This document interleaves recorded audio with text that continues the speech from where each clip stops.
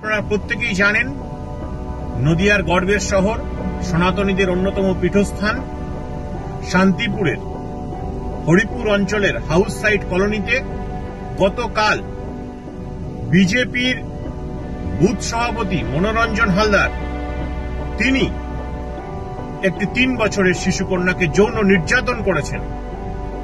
এই মনোরঞ্জন হালদার বিজেপির বুথ সভাপতি, তিনি সাধন হালদার গ্রাম সভার হয়ে লড়েছিলেন বিজেপির হয়ে তার পিতা। এর মধ্য দিয়ে প্রমাণ হয় বিজেপি খুন ধর্ষকের পৃষ্ঠপোষক, বিজেপিরা খুনি ধর্ষক।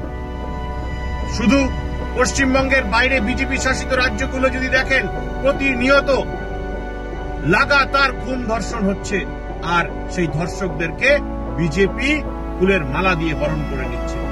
তাই আমরা পশ্চিমবঙ্গবাসী, ভারতবাসী প্রত্যেকে এদেরকে ক্ষমা করব না।